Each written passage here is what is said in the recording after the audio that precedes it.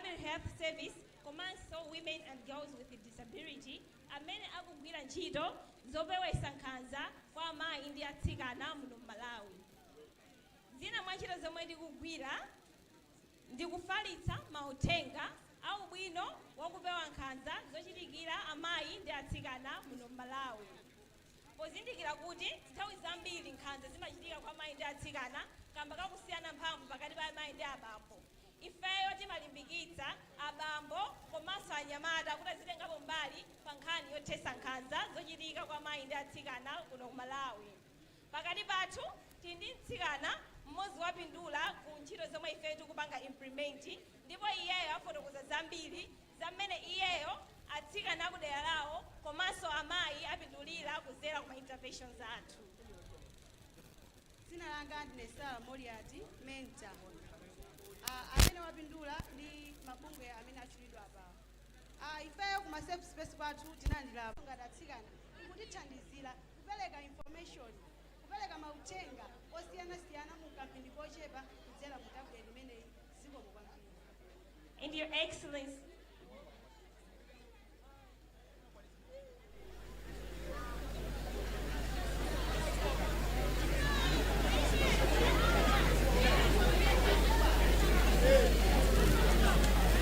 okay.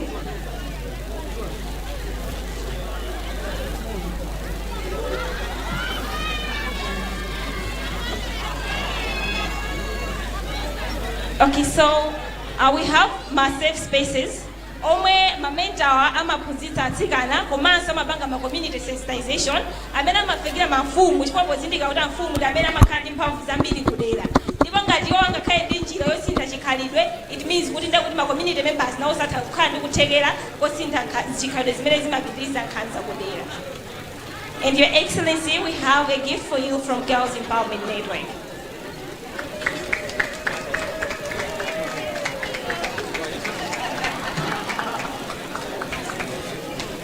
Thank you.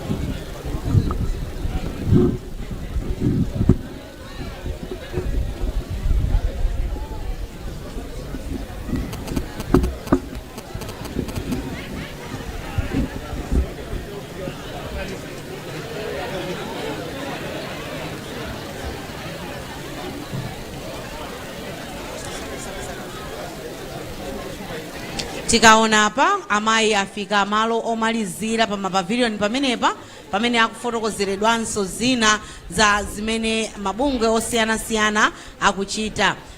Pa standi pamenepo akachoka pamenepo abwera pa nsanjapa pamene tidzaimbe nyimbo ya fuko lathu motsogozedwa ndi a Police Brass Band. Tikatero tidzapemphera ndi kupitirira ndi program yathu. Ndiyeno anzathu amene sitinapeze malo tiyeni tipeze malo, amene sitinapeze malo tiyeni tipeze malo. Achinyamata amene mwayima kumanzere kwanganu tatiyeni tipeze malo.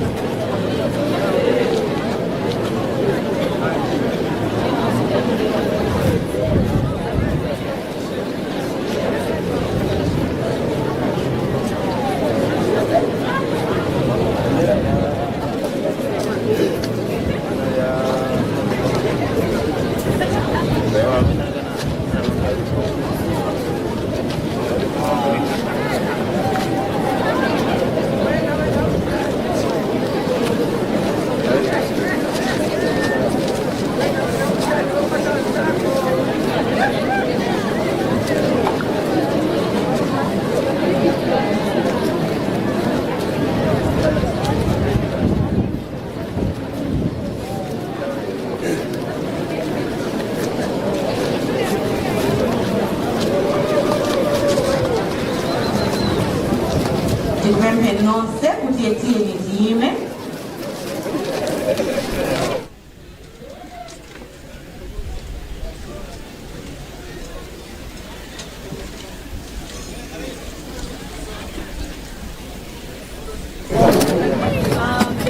Today has been led by the Leaders Office, who has oversight and coordination of all politics in Malawi, but also coordinating with government as part of the opportunity in the country.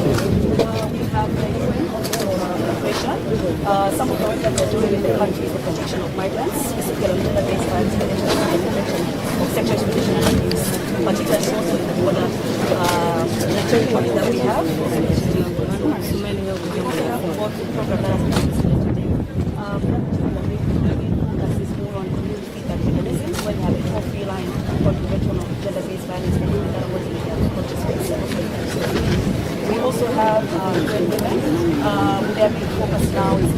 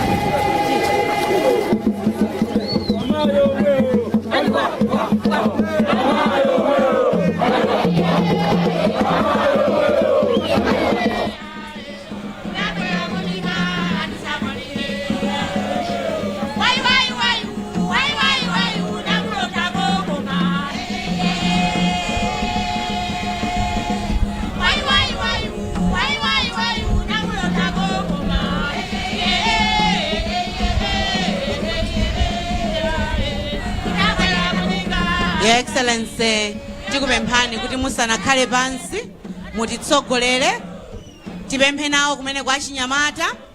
Your Excellency, tikupemphani kuti mutitsogolere kuimba nyimbo ya fuko lathu pamene anzathu Police Brass Band akhale akutitsogolera.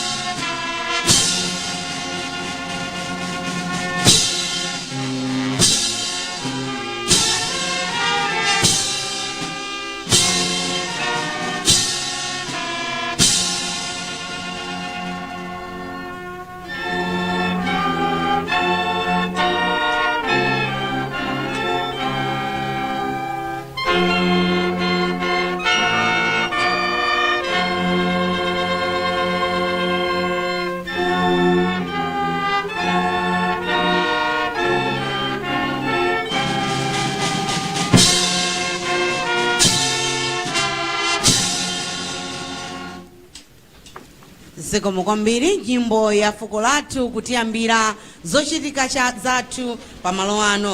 Your Excellency, titayimba nyimbo ya fuko lathu ndifuna ndafunse abusa a Frederick Kambeta kuchokera ku Palombe Assemblies of God kuti atisegulire zonse ndi pemphero.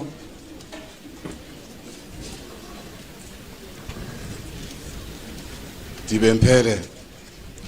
Atate mu dzina la Yesu Kristu tikukuyamikani kwambiri chifukwa cha mama wabwino wa mtengo wapatali umene mwatipatsa, makamakaso kuyamikiranso kwambiri Yehova chifukwa cha mayi wa fuko lino la Malawi Monica Chakwera amene mwawayendetsa bwino kubwera kuno ku Palombe. Tifuna tiyamike kwambiri Yehova chifukwa cha tsiku lalikulu limene mwatipatsa, makamakaso chifukwa cha dziko lathu la Malawi komanso ngati kuno ku Palombe pamene Yehova inde adindo osiyanasiyana amene tikukhuzidwa Yehova ine ndi nkhani yakuthesa nkhanza wa amayi ndi ana komanso ngakhalenso achikulire takumana pamalo ano. Mawu ano amafotokoza kunena kuti tikonda anzathu monga mmene timazikonda ife tokha. Ndikupemphera kuti pamene tikukumbukira masiku 16 amenewa tonse ngati adindo tikagwirane manja pamodzi ndi boma lathu ndi First Lady wathu Mulungu wokhala kumwamba kuti tonse tikathese nkhanza kuti dziko lanu likapitirire kukayenda mwabata ndi mtendere. Ndipo tikupemphera mukuyamba kwathu konse kwa msonkhano umenewu kuti inu muyambe nafe komanso ndi kusiriza nafe mwa Yesu Kristu ndapemphera. Amen. Zikomo kwambiri abusa chifukwa chotiyambira program yathu ndi pemphero. Your Excellency Madam Monica Chakwera, First Lady of the Republic of Malawi, Honorable Jean Mwana Wauza Sendeza MP, Minister of Gender, Community Development and Social Welfare, Your Excellency Ms. Rebecca Ada Donto, United Nations Resident Coordinator and all members of the Diplomatic Corps here present, Mrs. Margaret Katwera Banda, Chairperson, Non-Governmental Organization, Gender Coordination Network, all government officials here present, all the development partners here present, all the members of the National Executive Committee of the Malawi Congress Party here present, Councillor Agason Msompo, Chairperson, Palombe District Council, and all the councillors here present, Paramount Chief Kaduya, and all the traditional leaders here present, Pastor Frederick Kambeta, officiating clergy, and all religious leaders here present, all students here present, distinguished invited guests, ladies and gentlemen, good morning. Mwadzuka bwanji nonse. Moseriwa. Vindo mapya. Your Excellency, we are gathered here at Impasa CDSS ground in Tieng Kumba area in Palombe district to commemorate the launch of 16 days of activism against gender-based violence. Every year we commemorate this, the 16 days of activism against gender-based violence. And these violences are not only to women and girls, but also men and boys are equally affected. From November 25 to December 10, Your Excellency, we shall be sensitizing the country on the use of GBV and also let the nation know what has been achieved the past years. This is not your first launch, Your Excellency. You also joined the launch in Nkatabe just after COVID-19. Your Excellency, you are an ambassador of ending violence against women and girls, which is championed by Oxfam, and we have seen you doing tremendous work in the fight against gender-based violence. The theme for this year, Your Excellency, I'm going to try to read the theme also in Lomwe, but there are three, one in English, the Chichewa, and one in Lomwe. Say, unite to end violence against women and girls in Malawi towards Beijing plus 30. Muchichewa akunena kuti tigwirane manja potetsa nkhanza kwa amayi ndi asungwana pomwe tikuyandikira zaka 30 za pangano la Beijing. Muchilomwe akunena kuti nipara nemata Omariha Ekuku wa Atiana na Mowe Voa Temera miaka makumi mararu Vimaunana ni mutukano wa Beijing. I hope I've done it right. Your Excellency, I hope I've done it right. Thank you very much. Your Excellency, tilipa maloano lero pa 25 November pamene tikufuna kukhazikitsa masiku 16 amene timakhala tikukumbukira za nkhanza zimene zimakumana ndi amayi komanso asungwana komanso abambo ndi anyamata nawonso amakumana ndi nkhanza zosiyanasiyana. Lero Your Excellency tili kuno kumpasa CDSS ground ku Palombe kwatiye Nkumba kumene tikufuna tikhazikitse masiku amene wa 16 amene tikhale tikukamba nkhani zokhudzana ndi nkhanza zosiyanasiyana. Your Excellency, musanabwere kudzakhala pa nsanjapa munazungulira m'mapavilioni mmene mwamva zimene mabungwe osiyanasiyana akuchita kunena kuti athane ndi nkhanza.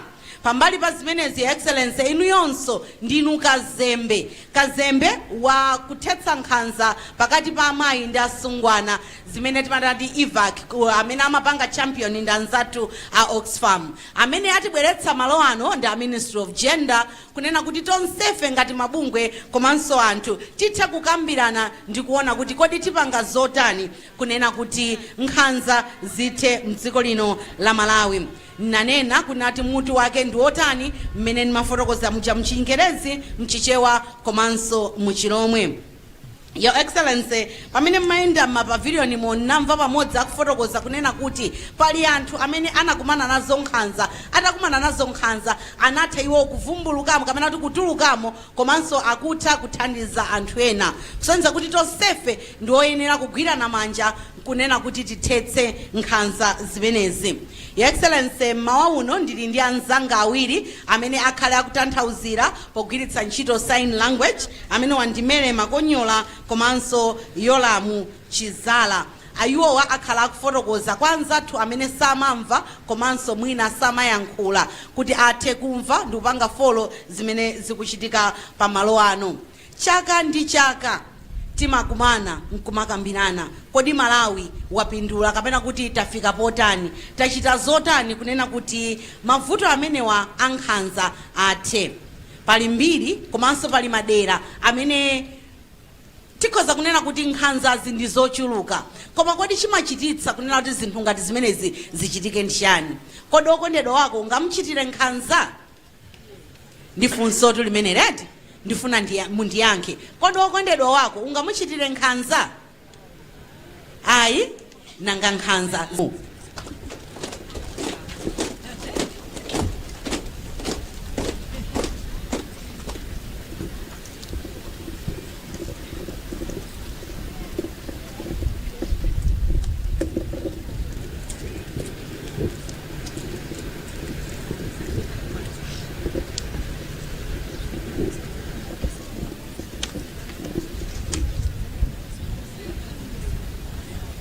Zikomo kwambiri. Choyambirira ndikapereke ulemu olemekezeka amayi athu amadamu Monica Chakwera amene ali First Lady wa dziko lino la Malawi. Ndikapereke ulemu kwa ADC komanso ndikapereke ulemu kwa Honorable Jenny Sendeza amenenso mulipo mpano. Ndikapereke ulemu kwa onse amene abwera nyumba yonse yachifumu amene mulipo mpano nonse ulemu wanu. Ndikapereke ulemu kwa atiye Nkumba ayinache adera lino komanso ndi matiye onse masenior chief amene muli pano. Ndikapereke ulemu kwa chair council a Palombe amenenso muli pano. Ndikapereke ulemu kwa abusa Pastor Kambeta amenenso muli pano. Ineyo amayi takulandani ndi manja awiri kuno ku Palombe. Ndipo mukhale omasuka makamakaso kubwera kwanu kuchita launch kusegulira masiku 16 amene tikhale anthu akhala akuthamanga makamaka kukumbukira kuchesa nkhanza za amayi komanso ndi ana. Tinenezona pano kunena kuti azimayi ndithu ndi ana amachitidwa nkhanza zosiyanasiyana. komano azimayi amakhala chete kusanena kwa adindo osiyanasiyana. Koma tithokoze mabungwe onse atengapo mbali makamaka kuwazindikirisa azimayi komanso ana. Panopa tikuwaona azimayi akutuluka ndithu akaona kuti achitidwa nkhanza akumapita kumakadandaula kwa adindo, pamene mzaka zambuyo zimene zikunalibe. Kaya amenyedwa amangoti akoma naomba ndikhoma pamene ndimasesa nanga zino lobwanji ayi koma sopano pasi pande kuti zino likundibweteka samalankhula azimayi, koma pano akachitidwa nkhanza kumapita kukadandaula. Tifuna tithokoze, tiye tigwirane ni manja amene afotokozera kuti tithese mchitidwe wa nkhanza pakati pa azimayi ndi ana. Tiye tigwirane ni manja tonse pamodzi kuti tithese mchitidwe umenewu. Amayi tathokoza chifukwa cha kubwera kwanu, Ambuye akudalitseni. Ife tayamika chifukwa mwambo umene ukuchitikira kuno ku Phalombe. Tathokoza kwambiri, takulandirani. Zikomo kwambiri. Zikomo. Hear what the chief has said. She said she's so thankful that Your Excellency has come to Phalombe, and also that the launch for 16 days of activism against gender-based violence is taking place here in Phalombe. She's so thankful because of the work that you're doing, and also we are to unite. We need to hold hands so that we fight against the gender-based violence. Thank you very much. Zikomo kwambiri amfumu chifukwa chowalandira amayo atu. Migowi Chopa tilipo? Amigowi Chopa muli pafupi? Akuti sitingabwere ku Phalombe Your Excellency Osavina Chopa. Ndiye ndifuna ndiaone kuti amene wali pafupi. Achopa mwatalikireti? Amagudulira muli pafupi? Eya, inuyo ndi alandire na amayi pamalo ano. Anzathu achopawo akukonzekera, inuyo tiyeni mwalandire amayi pamalo ano. Zikomo kwambiri.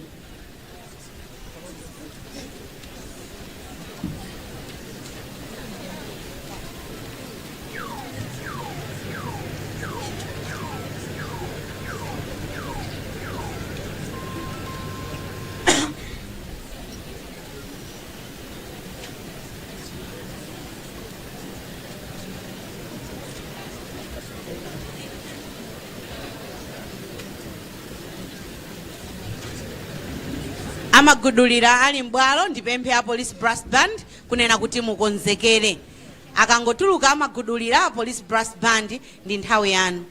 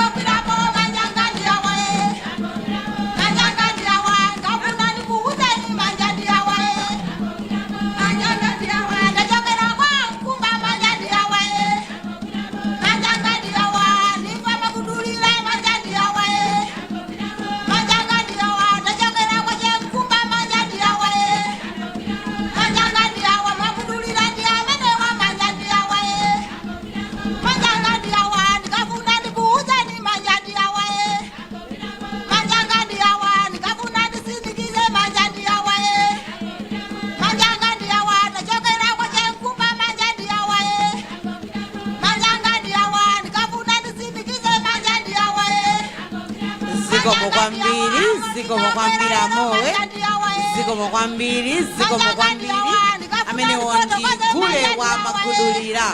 gule wa magudulira akuti amavinidwa nthawi ya chisangalalo. Magudulira is a celebration dance that is danced or performed in the villages where there are different activities happening. Zikomo kwambiri. A police brass band ni nthawi yanu tsopano.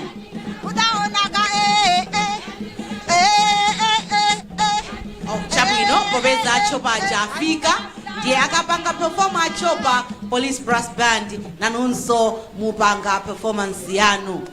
Chopa tiyeni mwansanga.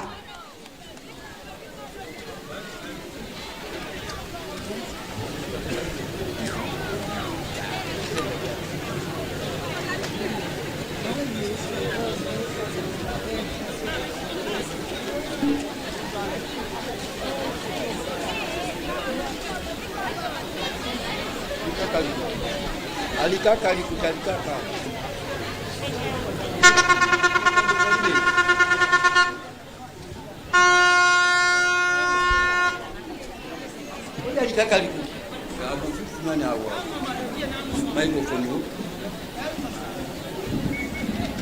Ndipemphe nawo kuti ati tiyeni tisunthe pang'ono. Alomwe nopya kunompasa la kati kufa kwa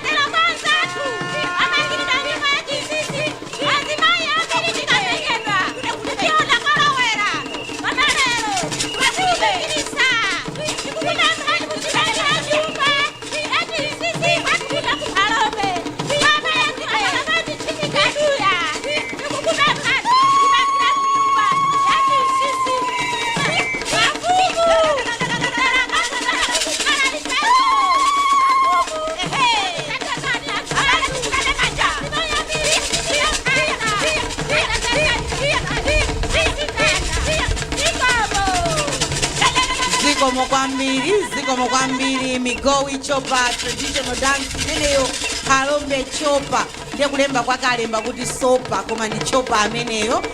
Kuvina mafumu pamenepo, kulowa nawo mbwalo, kuvina kuonetsa chikhalidwe. Nkuyankhula kwawo nkati ndamva kunena kuti mukachitiridwa nkhanza chonde pitani mukanene. Ndiye chifukwa cha mawu amenewo ndifuna ndifotokoze kunena kuti kumbuyo uko kuli tenti ya Red Cross kumene ngati tamva mutu kapena mwina sitikumva bwino anzathu a Red Cross ayika tenti kumeneko. Komanso ko kadandaula mwa chinsisi akuna kuti safeguarding desk ayikanso kumbuyoko. Ndiye ngati tina kupana ni nkhanza zina zake timaopa kupita kukanena aliko amene akumva madandaula mwa chinsisi kumbuyoko. We have the Red Cross and also the safe guarding desk on my far left. So for those that would want to go and report something that has happened to them, please go and meet the people that are on that desk that side. Your Excellency, tikufuna tipitirize ndi one more performance imene atipatse ndi anzathu Malawi Police Brass Band amene amatsogolera mmene mapanga ndipiti kapena kuguba kubwera pa malo ano. Sikoma kwambiri.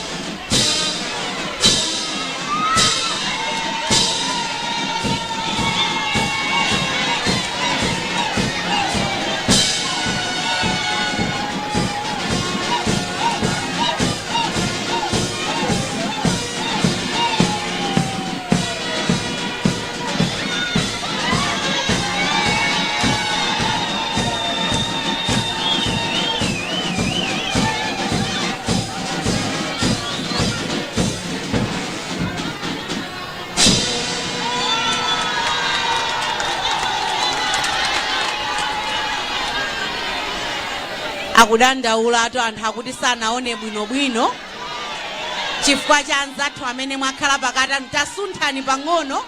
Police Brass Band tifuna mubwere pakati ndi pakati pa anzathu muli pakati mtasunthani kaye pang'ono.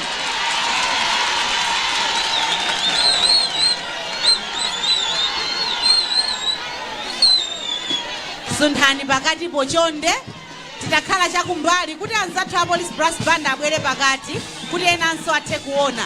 Mukhale pansi osayimirira kuti anzathu akumbuyo athenso kuona. Sunthani ndithu azimayi pamenepo sunthani.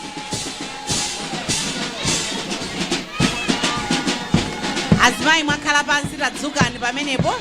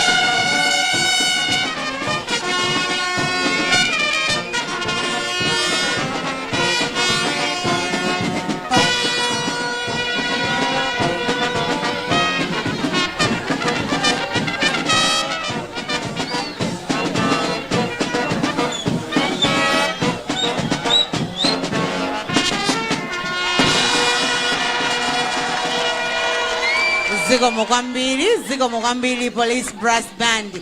Ndikhulupirira kuti sitinawo chiblanket. Sizaenda bwino choncho. Zikomo kwambiri. Your Excellency, I would like to call for a statement from Ms. Margaret Katewera Banda, chairperson from non-governmental organization Gender Coordination Network.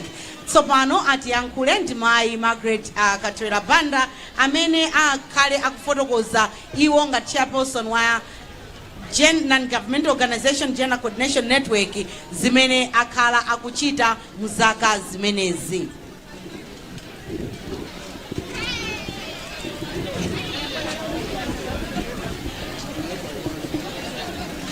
Your Excellency, Madam Monica Chakwera, First Lady of the Republic of Malawi, the Minister of Gender, Community Development and Social Welfare, Honorable Jean Sendeza MP, and all protocols observed. Allow me to speak in Chichewa. Your Excellency, ndikuchiona chinthu cha mtengo wapatali kuyima pasogolo pano nkuyankhula malo mwa mabungwe amene saboma. Mabungwe amene saboma ochokera kunja komanso amo muno Malawi. Tikufuna kunena pano Your Excellency kuti ndizoonadi ifeyo mabungwe amene saboma takhala tikuona ndithu kuti kuno ku Malawi kuli nkhanza zosiyanasiyana. Ndipo nkhanza zimenezi zimachitika mu njira zosiyanasiyana. Pali nkhanza zokhuza kuononga thupi, kuononga malingaliro, nkhanza zokhuza chuma, komanso nkhanza zimene zimachitika mu njira yogonana. Komanso ndimafuna ndinene Your Excellency kuti ifenso ngati mabungwe takhaso tikuona kuti nthawi zina kumachitikanso nkhanza ku nkhani ya ndale. Ifeyo ngati mabungwe amene saboma tikugwira ntchito yothandizana ndi boma kuti nkhanza zimenezi zizithe kuno ku Malawi. Ndipo ngati mabungwe amene saboma takhala tikugwira ntchito zosiyanasiyana, timakhala tikuunikira anthu kuti adziwe nkhanza ndi chani, kodi chimayambisa nkhanza ndi chani, komanso zosatira za nkhanza ndi chani. Komanso takhala tikugwira ntchito limodzi ndi boma makamaka ku Ministry of Gender kugwira nawo ntchito limodzi kuti malamulo osiyanasiyana komanso ndondomeko zosiyanasiyana zikhazikisidwe zothesa mchitidwe wa nkhanza. Komanso takhala tikugwira ntchito madera osiyanasiyana kugwira ntchito ndi anthu akumudzi, mafumu, amayi, abambo, achinyamata, ndicho linga chokuti nkhanza zimenezi zichepe komanso zithe kuno ku Malawi. Your Excellency, ndifuna ndinenepo ichi kuti pa zaka zimene takhala tikugwira ntchito taona ndithu nkhanza zikuchepa madera amene tikugwira ntchito, komanso taona kuti madera ena nkhanza zikupitirirabe. N'chifukwa chake tsiku la lero Your Excellency, ifeyo tafika nanu limodzi pamene muzakhazikisa ntchito imeneyi yokumbutsa kuti kuno ku Malawi kuli nkhanza ndipo tikuyenera tichitepo kanthu. Ndifunanso ndiyamikire kuti kugwira ntchito kwathu kumene kuku kumatheka chifukwa cha anthu osiyanasiyana, mabungwe osiyanasiyana amene amatipasa chithandizo. Ndifuna kungozindikirapo mabungwe angapo. Tili ndi mabungwe ngati a United Nations, UN Women, UNFPA, UNICEF, UNDP akhala kugwira ntchito kutithandizira kuti ntchitoyi itheke. Komanso pali mabungwe ena akunja ngati Oxfam amene akugwira ntchito ndithu yotamandika kutithandizira mabungwe amene tili akuno ku Malawi kuti ntchitoyi itheke. Pali mabungwe ena ngati Trokea ndi mabungwe otero kuti ntchito imeneyi izipita pasogolo. Tikufuna tinene Your Excellency kuti ifeyo ngati mabungwe ndife okonzeka kugwirabe ntchito ndi boma kuti nkhanza zimenezi zichepe komanso zithe. Komanso tikufuna tinene kuti pamene tikukonzekera ma elections athu a 2025 ifeyo ngati mabungwe oti saboma tayikaponso ndondomeko zina zoti tionesese kuti ku nkhani ya ndale nkhanza zimene zimachitika kwa amayi amene ali ku ndale zithe ndipo zisachitike mu 2025.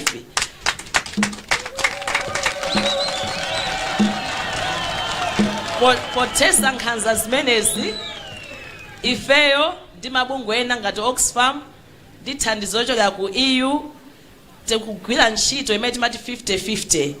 Imeneyi tikumema anthu kuti azindikire ubwino oyika amayi pa maudindo osiyanasiyana, chifukwa ife timakhulupirira kuti kusayika amayi pa maudindo ndi nkhanzanso zapaderadera. Koma ntchitoyi kuti igwiridwe bwino, ife tikufuna tipemphe boma kudzera ku Ministry of Gender kuti atipase ndithu kuthekera upangiri komanso danga kuti tithe kugwira ntchito imeneyi dziko lonse la Malawi. Komanso ndifuna ndipemphe mabungwe amene amatithandizira kuti apitirizebe kuti basa chithandizo chosiyanasiyana kuti ntchitoyi ikayende bwino. Komanso chosirizira tifuna tiyamike kwa inuyo Your Excellency kuti nthawi zonse pa nkhani yotukula amayi, nthawi zonse pa nkhani yokuthesa nkhanza, inuyo mmakhala patsogolo kuti tiongolera njira, kuti sogolera kuti zinthuzi ziziyenda bwino.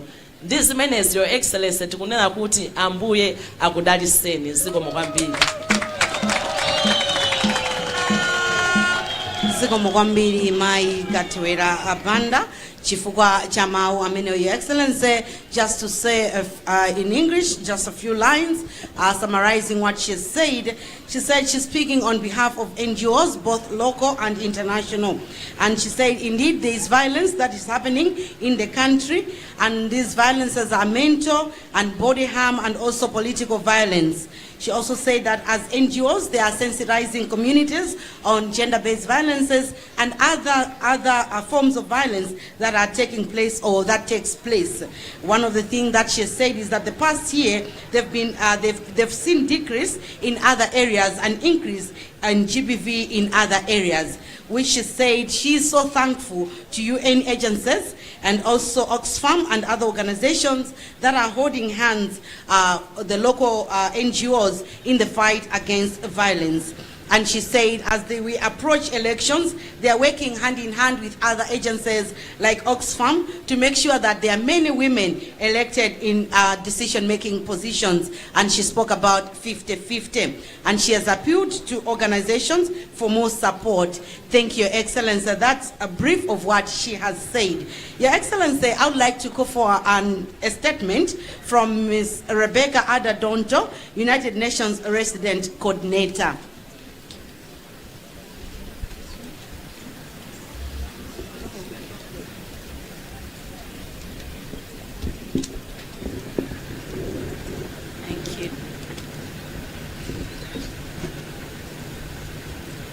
Your Excellency, Madam Monica Chakwera, First Lady of the Republic of Malawi, Honorable James Mbeza, MP, Minister of Gender, Community Development and Social Welfare, my dear mothers, sisters, brothers, please allow me to stand on the existing protocols. For me personally, it's always a great honor and a privilege for me to join in the launch of 16 days of activism against gender-based violence. We stand here on the shoulders of those who came before us, and we too must offer our shoulders for those who will come after us. We must never get tired of activism against gender-based violence. We must continue to unite, and when I say unite, I mean men, women, girls, boys, all of us. Sometimes when we say unite, unfortunately, our brothers, husbands, sons, uncles think that we are talking about women alone. But it's not women alone. We will have to do this shoulder to shoulder. So we must continue to unite and act every single day to end one of the most repressive and pervasive human rights violations of our time, and that is violence against women and girls. I come from a part of northern Ghana, a small village where female genital mutilation was pervasive for many, many years. My grandmother and mother suffered it. But my sisters and I and our daughters did not suffer it, and I guess their daughters may not even remember that it existed. This is because of gatherings like this. This is because of persistent education, advocacy, activism, and mobilizing for action when no one feels threatened. No man, brother, husband, sister feels threatened. We join hands in activism against gender-based violence. My semi-illiterate village-living mother became informed enough to decide and put her foot down that her daughters will not suffer what she suffered. And that is because of the many women before us who stood in gatherings like this, who stood in the village chief's palace, who advocated with the chiefs, and which chiefs stood up and also advocated. So when I look around today, I see Her Excellency, I see a minister, I see our security services, I see civil society, I see our traditional leaders, I see our religious leaders, I see our children, those we will hand the baton over to. I am very hopeful that it is a matter of time, but we will end gender-based violence. As I said, we must never get tired of meeting every year and mobilizing every time for action until every girl and woman is free from the fear of gender-based violence. Sometimes it's not the act itself. It's just the fear. My mother used to tell me that anytime it was the period to have all these girls cut, there would be a shrill sound to announce that it was ready. And that was enough sometimes to make them urinate on each other because the fear. So sometimes it's not the violence, but even the fear. So we have to work for a world in which we are all free from fear, because fear itself is more than prison. This year's theme reminds us of that power of women's activism and collective persistence to challenge dominant narratives and structures that oppress women in both private and public spaces. The transformative commitments made by member states, and every country made the commitments at the Beijing conference nearly 3 decades ago. That was the result of effective coordination and advocacy of women's networks like us from all over the world, from grassroots, from places like Palombe to cities, from the towns to the ivory towers. Gender-based violence is a weapon that perpetuates women's subordination in society and hinders them from enjoying their inalienable rights. It is a scourge that devastates lives, fractures communities, and undermines the foundation of human dignity and equality. Look at me, I come from a village. There was a time I used to walk barefooted to school. Yet today, I'm the UN Secretary General's representative in a country. That is because I was helped not to be so fearful, not to be afraid, not to suffer violence against women. And today, from that small village somewhere in northern Ghana, I have the honor and humbling privilege to stand before you. So violence destroys everything that matters for us. Look at the girls sitting here and the boys. When they experience violence, they become traumatized. And unhealed trauma continue to lead to violence. So sometimes we wonder why some young people, some young women, some young men get violent. Sometimes it may just be that fear, growing up fearful, that when your father or husband stamps into the house, you are shaking because the next thing might be a slap on your face. That fear itself can kill. Nearly half of girls, let me come home to Malawi. In Malawi, nearly half of girls marry before the age of 18. Nearly half. Cutting short their education and exposing them to cycles of abuse. 1 in 5 women experience sexual violence in their lifetime, leaving scars for a long time. Scars are not only the ones you see on my hand. There are scars that are in your head that can never go. These figures are not just numbers. They are lived realities of women and girls in our communities. They tell stories of dreams deferred. When I looked at my mother, you see this woman could have been a professor. Yet that fear in the community that she came from, she was just lucky that she married a sweet teacher who taught her how to read and write, and she too could teach others. But that fear destroyed many of her friends and sisters. Gender-based violence is a profound moral failing, but it is also a development issue. It undermines our efforts to achieve sustainable development and leaves many, many behind, especially women and girls who are already grappling with poverty. As we were driving here today, I asked our driver to slow down. And on the many fields, I saw women. And you know that big hole? I just watched them tilling the soil. So it is also about development, because as I was coming, there were more women than men with those big holes tilling the soil. In the heart of every Malawian village, town, and city lies a woman or girl whose potential is waiting to be unleashed. Yet too often, violence cuts short this promise. GBV does not occur in isolation. It is deeply intertwined with issues of poverty, inequality, and systemic injustice. Addressing it is not just a moral imperative.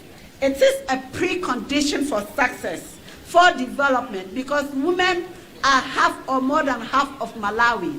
So if we have only the half, we love you, the man. But if we have only you who are less than half, working, rising in education for us, we won't get there early. We won't achieve the sustainable development goals. So all we are asking is that let us stand together, shoulder to shoulder, and help one another so that we can achieve sustainable peace and development.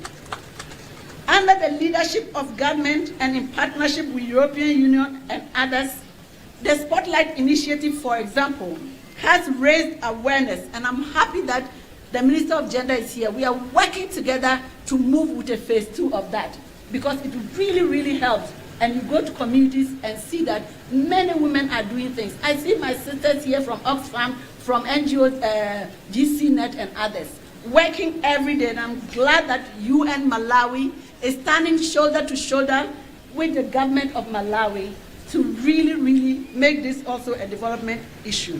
Even in humanitarian responses, we have ensured that protection systems meet global standards. And one of the reasons we came here is that Palombe really suffered during tropical cyclone Freddy. So during humanitarian responses, we have to be careful to ensure that women are also out there helping to make the decisions. Because no man is going to understand what it means to be in your period when you don't even have a decent toilet or you don't even have pads to use. You have been displaced by a humanitarian disaster. Only a woman will leave no one behind. Your Excellency, ladies and gentlemen, as we embark on these 16 days of activism, I want to call upon each one of us to commit to tangible, lasting change. Violence against women, and I'm really happy that whenever we are talking about girls' education especially, and women, Her Excellency is in the lead. Thank you very much, ma'am, for really being in the lead on that. So as we embark on these 16 days of activism, I want to call every one of us, to commit to tangible, lasting change.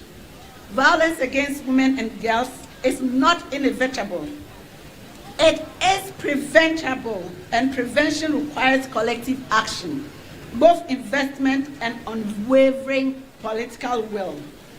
So I urge you, please, let's sustain the government leadership to strengthen accountability and effective implementation of the policy framework to end GBV. Let's also strengthen the sectoral structures for prevention and response, focusing on ending gender-based violence, especially for rural women and girls with albinism and other forms of disability, and those living with HIV/AIDS. Finally, I wish to appeal for increased government funding for gender equality and women's human rights programs, ensuring that the gender machinery is well-resourced to effectively improve violence against women and girls will not be easy. But if some of us are here, and I know Her Excellency also comes from humble beginnings, if we are here, every woman, every young girl can be here someday. So let me leave you with the words of my boss, the UN Secretary General, and he says, the End Violence Against Women initiative calls on all of us to unite in ending the scourge of violence against women and girls everywhere. The world must answer this call with urgency, taking decisive action to end justice, accountability, to ensure justice, accountability, and unwavering support for advocacy efforts. End of quote. So my dear sisters, brothers, mothers, uncles, friends, children, let us unite to end violence against women and girls. Ziko Mokwambiri. Ziko Mokwambiri, thank you very much. Ms. Rebecca Data Onto, a United Nations Resident Coordinator. Kungonenako patali pa zimene iwayankhula anena kuti iwowo ndi chamwayi amachiona chamwayi kupezeka pamene tikukambirana nkhani izi zimene timakhala tikukamba zothetsa nkhanza pakati pa amayi ndi abambo. Tikuyenera kugwirana manja ncholenga chonena kuti tithetse mavuto amenewa, kuonetsetsa tonse tikagwirizana amayi, abambo, asungwana, anyamata kuti tithetse nkhanza ndiye kuti zinthu zina zonse zizayenda bwino. Afotokozako za kumene amachokera kwawo ku Ghana akunena kuti kumenekonso kunali mavuto ambiri amene anali okhudzana ndi nkhanza kwa amayi. Nkhani imeneyo kwathu kuno tikhoza kunena kuti mwina sinambe yamvekako yonena kuti azimayi kumachitiridwa kana kupangidwa nkhanza pamene malo awo obisika amatemedwa. Kumeneku kwawoko ndakunena kuti amayi awo, agogo awo zimenezo anakumana nazo, koma iwo ndi ana awo sanakumane nazo chifukwa cha mawu kapena nkhani ngati imene tabwerera pa malo ano kunena kuti titha kukhala ndi mawu kunena kuti izi zithe. Anapita kuti? Anapita kwa mafumu. Ndi aona pano pali mafumu, komanso a first lady alipo mpano, anduna alipo mpano, komanso mabungwe osiyanasiyana alipo mpano kunena kuti nkhani tipititse patsogolo. Ndi cholinga chonena kuti nkhani yokhudzana ndi nkhanza kwa amayi ndi abambo imeneyi ikhale mbiri ya tsiku lina. Kupitiriza kwawo kunena kuti ifeyo ngati tingagwirane manja ndiye kunena kuti zochitikazi singamachitikenso. Anena kuti china chimene chimavuta ndi mantha ndi amene amatipangitsa kunena kuti tisakanene.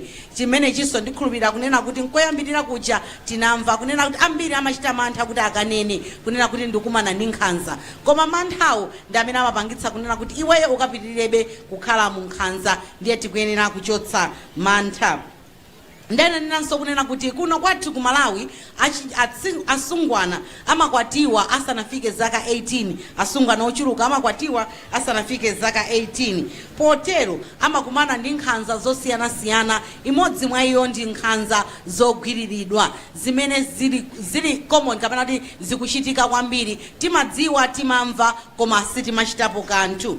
Ndiyeno kunena kwawo akunena kuti angophera mphongo pomalizira kunena kuti akuti inu ndi ndine ndi amene tikuyenerako kutenga mbali. Wina aliyense boma lipereke ndalama zokwanira kunena kuti nkhanza zithe. Pomalizira kunena mawu amene anayankhula amene ali United Nations boss kamena kuti secretary general kunena kuti nkhanzazi zikhonza kutha ngati inu ndine tayima nkuonetsetsa kunena kuti tayankhula komanso dziko latengapo mpata kapena mbali yonena kuti nkhanzazo zithe. Zikomo kwambiri kungonena patali pa zimene iwo ayankhula. Excellency tamva kuyankhula kwa Mai Magi Kathewera komanso kuyankhula kwa Mai Rebecca Adadonto. Ndiye ndimafuna ndifunse Anganda kuchokera ku Phalombe South. Akatha Anganda kuchokera ku Phalombe South kenako Gender Sisters. Agenda Sisters mukonzekere. Nganda kuchokera ku Phalombe South kenako Gender Sisters.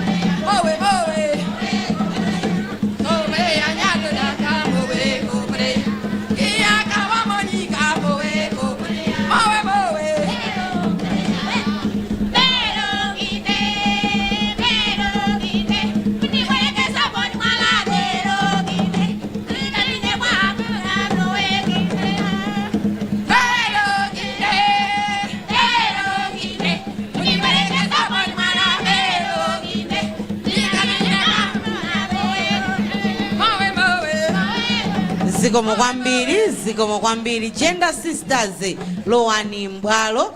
Gender Sisters mukangomaliza chitangasala comedy nanunso mukomzeke ndikufuna mufulumire Gender Sisters nyimbo imodzi akatero akomede nawonso kupanga mwansanga tikuthamangitsana ndi nthawi.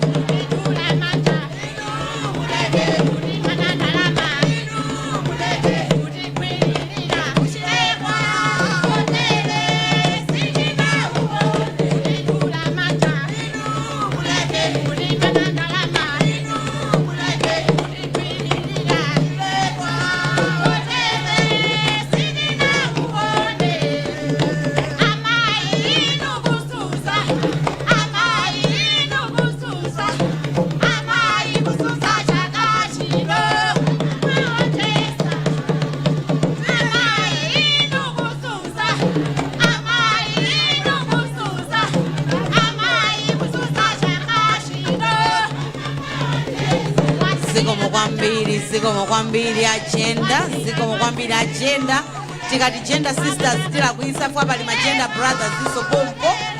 Zikomo kwambiri zikomo utenga wanu wamveka kunena kuti abambo nkhanza muleke kuti mana ndalama kuti tula manja nkhanza zite kapena tizilekeke. Zikomo kwambiri Gender Sisters and Brothers. Chitangasala komede muli pafupi. Fulumirani nditu, fulumirani.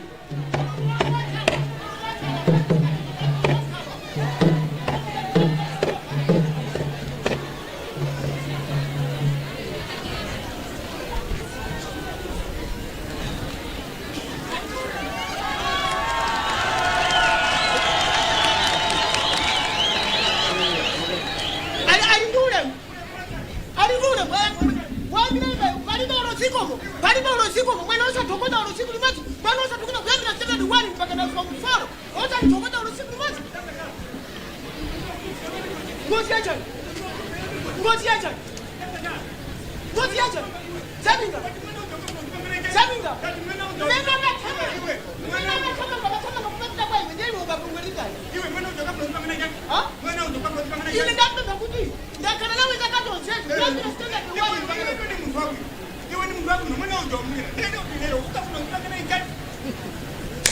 Mwana aliba urosiko.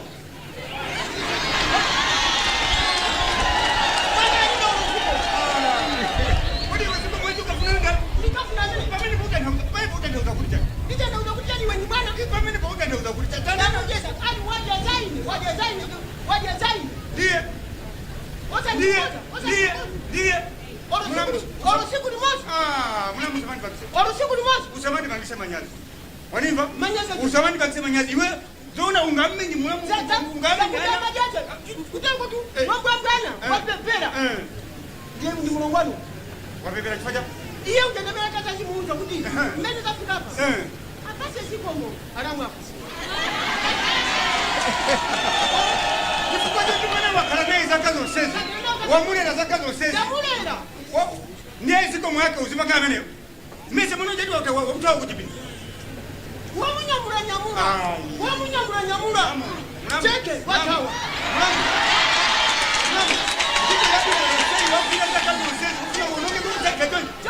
Chito yabu ni wabwira zaka zonsezi wononge kukuteka. Siwati ndakuna chito yabu. Wabwira chito yabu. Yebo ndio santongoza. Wana wote santongoza. Kimafuna hivyo. Iwe tule kugamika kwako akudariseni mtu. Wanipa? Wamulira mwana unga. Akana ndio kupeleka mwana mimi. Hani chito ninakuti. Wapanga iwe ziko ngini. Changu kutela kubi wewe lero kama ngini. Nikoma ngini kama watawa. Sumano kesa watawa hata wakutawa maji. Wakutawa maji. Kuteko mimi ni mwana. Ni wewe ulipa. Ninga nakala ndakuti. Wapangazi kingazi. Ninga nakala ndakuti mwana ndatongoza. Ya, hii kutoka tutakuteka. Kifuka mwana ungesanga kutongoza. Kutoka kwa ungesanga kufikiri. Suka vile kitaje. Kwani wewe unapenda baba? Siku ni siku. Nipange jai mimi ninga. Kwani kazaji? Bali sasa mimi ngani? Kaza zilipo za mitundu 4. Ha? Mitundu 4. Kaza ina zinai kabila tende chocho. Kaza yo yamba malingani. Kaza ina ya chuma. Kaza ina ya bachubi. Kaza ina yokona na imeni kupanga wapanga yote kwa yote. Yokona nacho ndikuja ni imeni je ni kaza. Imeni fau mafuta. Watu unabwela paja mapanga zitu zimene mwana yo saa kufuna. Unabwela kwa mwana yo watawa. Ndikachozona nacho. Unabwela kuzawa eruza. Acha kuda nda ulira chimwala kuti angotwe kwera ni nyumba muzanyanya sinafika nao 17 ndiye kwanza ndo nimene mzima suna jepesa utafika tutajua kusema nini suna kusema nini ninacho sapo tena na sana kani tu ndio nina kuti wapangazi winkazi unene kuti kumalawi kuno ziko la malawi pepera kutuku kwa chifanya kido wa mmene we mukupanga basi bambo ambiri tili pakali kiniki kugwirirana kupangira anthu nkhaza azimayi kumenyedwa kuzunzidwa siko njonjo silingati wanimbe sasa uwe ndinamugwirira suna mugwirire koma umafuna mugwirire umene ndiye mulanduwo kutero kuti siko la malawi likulepera kutuka ifa anthu tale likulepera kufika upangira umene unyuma utenga baji upangira umene upangirake wanga umene mungu umene mukundolo kosolera mango gani sama mukapera kuti pali pena pake muna tanisiba muri malo siyana amene titakukambira kuma uthenga ziko la pansi anakhala pansi malo amozi kukambira na mfundo zosiyana mfundo ina iye mozi yofunikene ikirako ndio kuti tese nkhaza kusokuti tikabafika 2025 nela kakambira na pansi ku Beijing ku China yakuno ndi ku China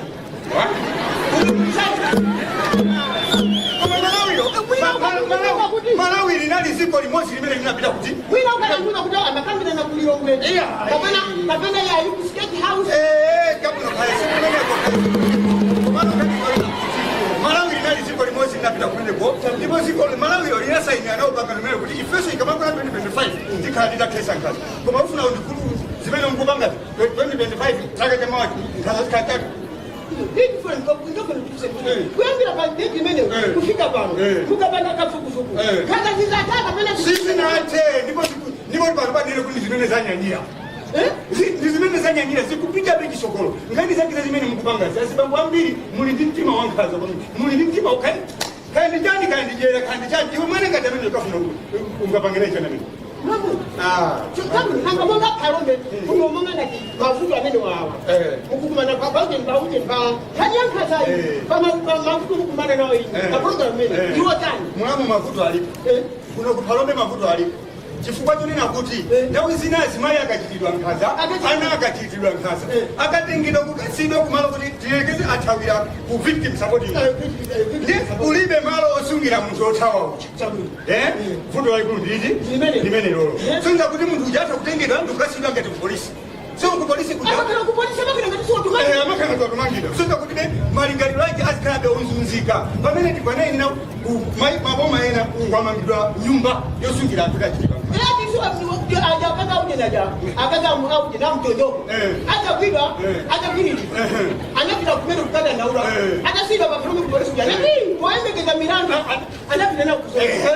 somano chifunika kuno kuphalombe tipemphe nyumba ine atimangire nyumba imene tikhale nayo cholinga anthu aja akachitidwa nkhanza akabwera uku akhale omasuka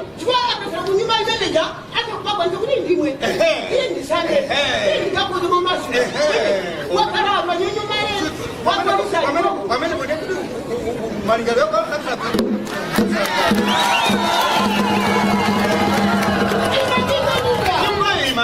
komanso nyumbayo mukhale zoziyenereza ngati zokudya zizipezeka pamene wapitidwa nkhanza sangathawe ndi ufa pena pake inumanya kuti ine ndimangidwa simanya kuti ine ndimangidwa ine tikundimanyisa kamba ndine chitanga sala akamati temu anapanga kani ngati imeneyi ndiyajanena kuti amene mukamutenga ankupita nawo kutali ankutagaiwa nduti amene tiye tilimbikise msukulu ana tipunzise ana apite kusukulu apunzire chifukwa mavuto ena kapena nkhanza zina zikuchitika ifoti azimayi ambiri amadalira mamuna alibechi amangudalira kuti amunanga athamange akapangeza kuti abwere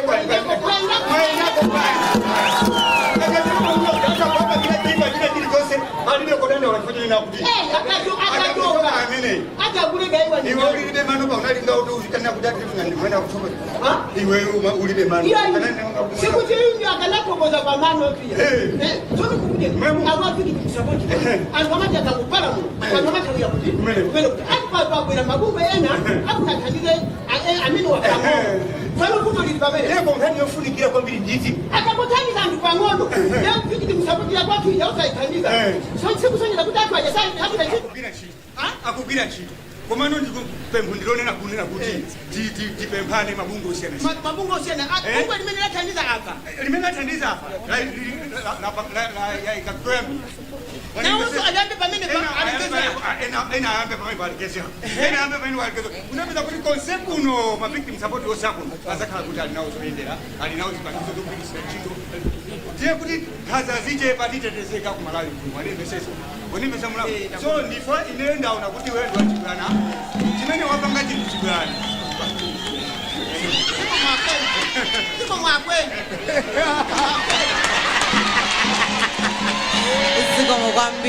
zikomo kwambiri utenga wamveka panopa potsindika pomali tonse tigwirane manja kuti tithese chani nkhanza zikomo kwambiri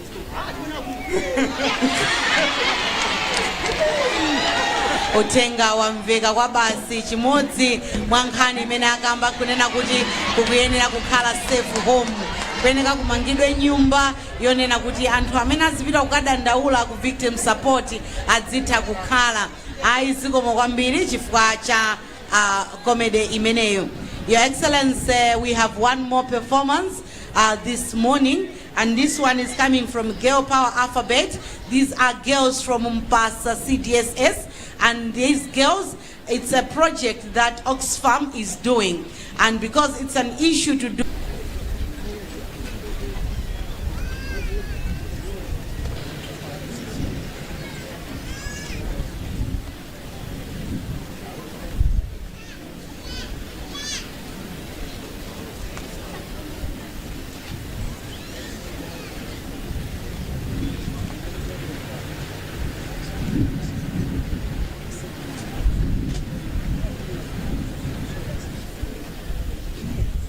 My future. My choice. My choice. My future.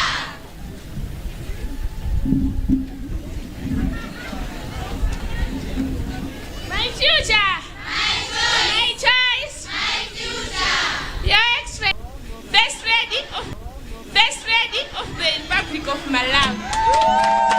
We are girls being supported by the education project by KVOC and Oxfam, who also supporting in school fees, bicycles, and learning material. We are here to represent the 26 letters of an empowered girl. Please, let us all listen carefully. Thanks.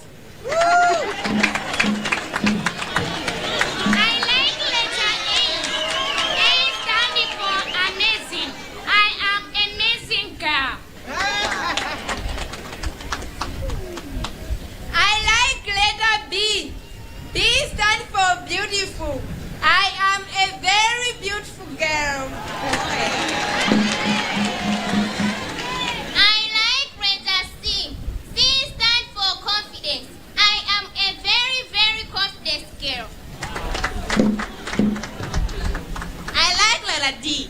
D for determination. I am a determined girl. I like letter E. I like letter F. F is for fearless. I am fearless girl. I like letter G. G is for genuine. I am genuine girl. I like letter H. H for heroic. I'm a hero. I like letter I. I is for intelligence. I am a very intelligent girl. I like letter J. J is for joy. I am joyous girl. I like letter K. K for a kindness. I am a kind girl. I like letter L.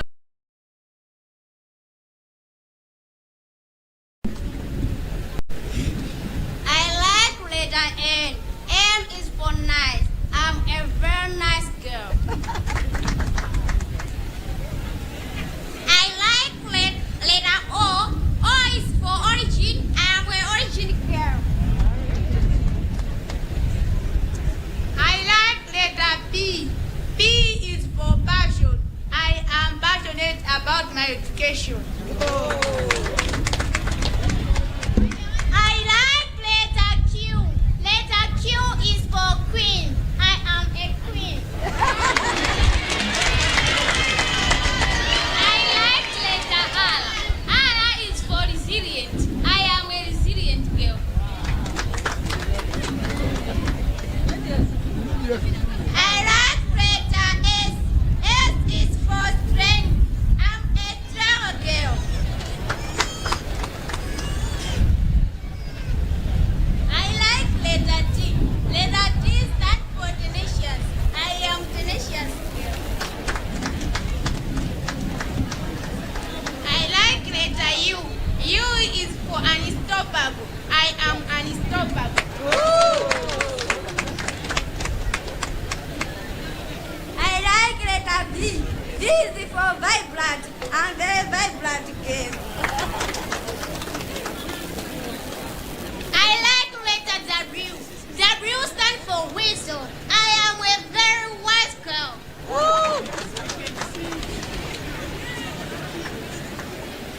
I like letter X. X is for extraordinary. I'm very extraordinary. I like letter Y. Y is for UP. I am a UP girl. I like letter Z. Z for zealous. I am a zealous girl. My future. My choice. My future. My choice. My choice. My future. My choice. My future. Sister, sister. Sister. Sister, sister. Sister. Sister, sister. Sister. I am a sister keeper. No child marriage in my community. Wow. Thank you very much. Those are the Alphabet Girls supported by Oxfam. and they have shown us that indeed they are tenacious. Zikomo kwambiri. Your Excellency, we have now come to the point where we want to hear a statement from the Minister of Gender. But before that, I would like to ask Anzatu, amene mukugawa zintu, kumene Anzatu wa atamangira chonde, tienti sasokoneze ni programu imene ili pamalo ano. Posa chedwa hapa, ama yakhala kuyankhula, ndiye tinakayamba kaitadikira, kunena kuti zimenezo tipange komalizira kwa programu hii. Your Excellency, let me now call upon for a statement by the Minister of Gender, Honorable Jean Sendeza, MP. And after that, she's going to call Your Excellency to speak to us. Thank you, Your Excellency.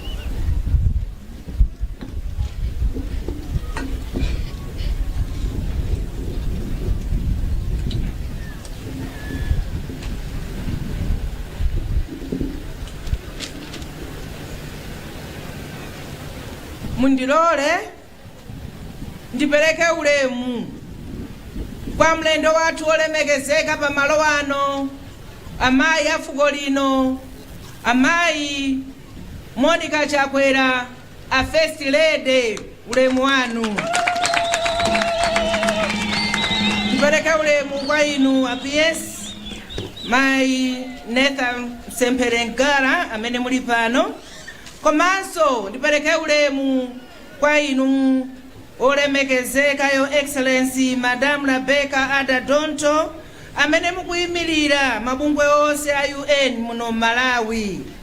Ndipereke ulemu kwa inu amayi Maki Katawera Banda amene ndithu muli a chairperson a bungwe lija la NGO GCN. Ndiperekenso ulemu kwa inu mama Lingalileni Mihowa, Oxfam Executive Director. Komanso ndipereke ulemu kwa onse ochokera ku maunduna osiyanasiyana amene muli pano, local government, ku Ministry of Gender, komanso anzathu a polisi, aliyense ochokera ku boma amene ali pano. Ndipereke ulemu kwa onse mahedi a mabungwe amenewa a UN agencies amene ali pano. Onse amabungwe amene sali aboma, civil society organizations amene muli pano, landirani ulemu wanu. Ndipereke ulemu kwa inu a Paramount Chief Kaduya, komanso enu ake dera lino ati Nkumba, komanso ndi masinyo chief onse magrupu, village, komanso ndi aliyense amene achokera ku nyumba ya chifumu, mulandire ulemu. Ndipereke ulemu kwa Council Chair a Palombe inu Councilor Akason Nsombo, komanso ndipereke ulemu kwa inu a District Commissioner atu a Palombe inu Bambo Moffat Douglas, komanso onse amene achokera ku office yanu. Ndiperekenso ulemu kwa a Director of Youth amenewa ndiolemekezeka akhani ku chipani chathu chija cha Malawi Congress Party, komanso Maika Wisi, ndanzanu onse amene muli pano, mosa iwala mwinu wake district ino, a district chairman athu inu abambo na madwala, landirani ulemu wanu, ndanzanu onse amene mwatilandira pamalo ano.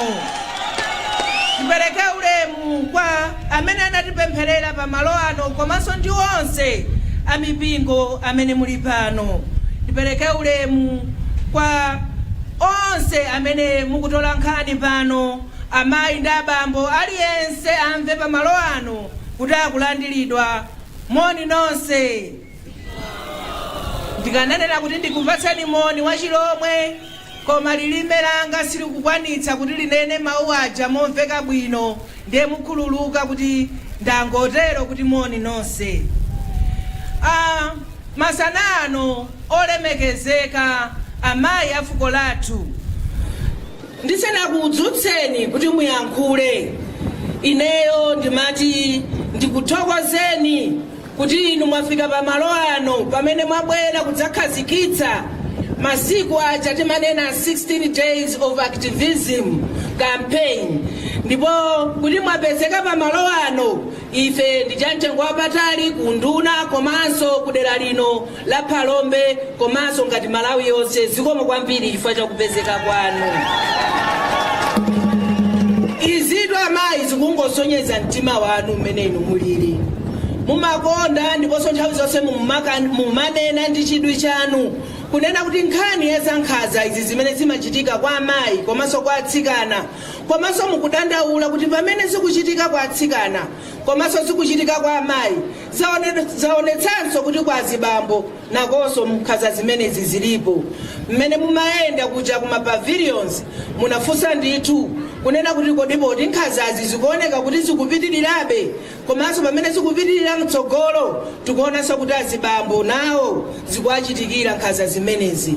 Ine ndinatero kuti ndikuthokozeni chifukwa cha chidwi chanu chimenechi kuti mufuna muonetsetse kuti mtsikana nkhanza zachepa mzimayi nkhanza zatha kotero kufika kwanu pamalo ano ife ndi chimwemwe komanso tuchipeza kuti chimenechi ndi cha mtengo wapatali.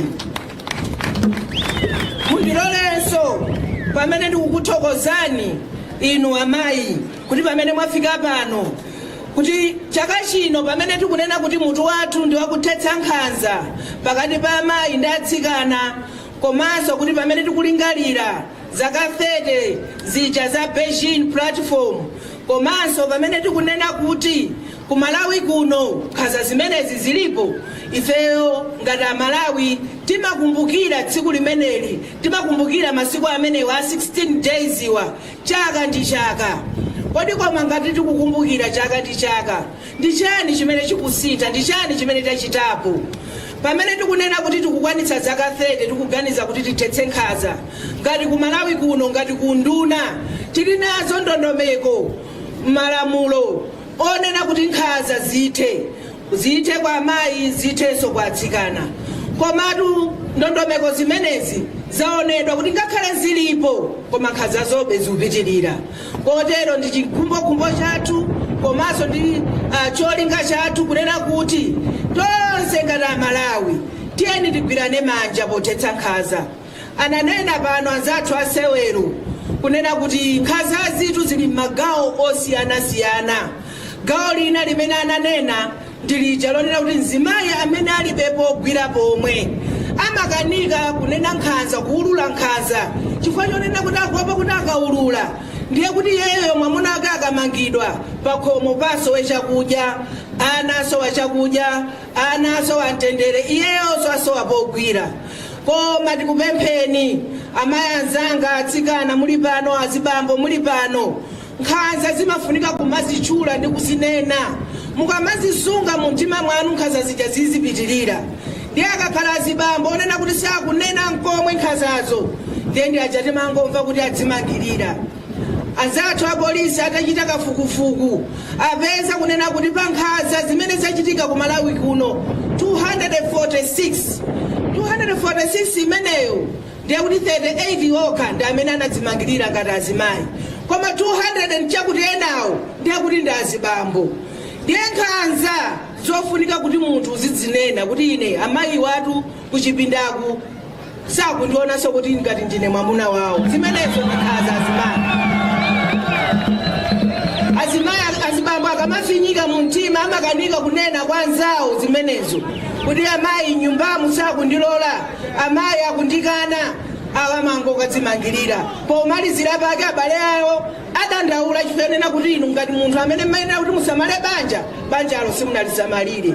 Nkhanza yoyamba inali imeneyo. Yachiwiri ndi nkhanza ija azibambonso mukuikonda kwambiri yogwirirana zibambo wakulukulu wa imvi zake koma mkamwana kang'onong'ono mmaganiza bwanji iyaya azibambo banika kupochondelerani zimenezo musiye malamulo sakulola mukakhala kundende kuyambira zaka 14 kupita mtsogolomo chifukwa ife azimayi abereke ana amenewa sitikulola kuti munthu wamamuna atenge mwana wang'ono ndikukhala ngati mkazi wake pamene ife amene tilibe mabanja tilipo ambirimbiri mmaopa chani kukati nyenga ife azikazi ambirimbiri pala azikazi opanda mabanja ambirimbiri inu mukatsata tiyana kuti mwatani iyayi zimenezo ndi nkhanza zimene tikukana pano.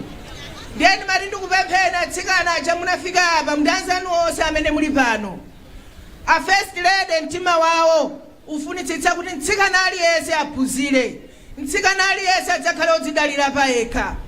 Ndiye inuyo muonetsetse kuti amayi anu akamakutumani kuma trading center ndi usiku kuti yayi ndakagulitsa malonda awa muzikana kuti amayi kumeneko nkundika ine pa chiopsezo.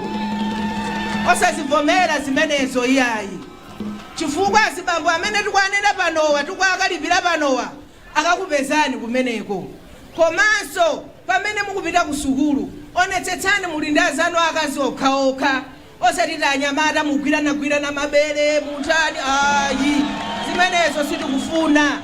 Mungayikeso pa chiopsezeke masiku onse ndi umakhala ndi kunena zeke masiku onse ndi umakhala ndi kunena kunena kuti atsikana chonde atsikana kunena kuti atsikana chonde atsikana chonde khobwe sitigulitsa tikadala ang'ono khobwe sitigulitsa tikadala ang'ono khobwe amene ali ndi nthawi yake yoti mukagulitse osati panopa iyayi. Kotero mukhale ndi maki mukakhoma maki amenewo mudzapatsa first lady akakusungirani osati panopa iyayi kumakhala mukuchita zimenezo. Chifukwa mukapanga zimenezo muchitirenso nkhanza makolo anu akuganizira inu kuti ndi ana awo oti mudzathandize patsogolo pano tikunena za nkhani ya 16 days of activism kuthetsa nkhanza ina zibambo kumana kwambiri. Mukaona kuti nzibambo mayi alibe ndalama koma inuyo kunyada kwambiri akakupemphani ya ndiwo koma kulalata kwambiri. Ndalama ndikupatsabe koma munthu afunika aphikirezi zakudyana pakhomo akagule nkhuni agule ndiwo inu muti ndikupatsabe kumampatsa ndalama folokoloko aphika nthawi zanji. Zimenezo tunena kuti ndikhazaso zimenezo. Chonde kumana mwana fees zimenezo ndikhaza. Chonde azibambo azimayi muonetsetse kuti nkhaza zamene zimachitika mbanja zimenezo zithetheredweretu komanso ikhale mbiri yakale. Ndikupempheni magogo athu amene muli pano, ndipempheso apolisi athu amene muli pano, ndipempheso aliyense amene ali pano wandale, komanso tonse tikaona china chake choyipa chikuchitika tiziyankhula tizinena.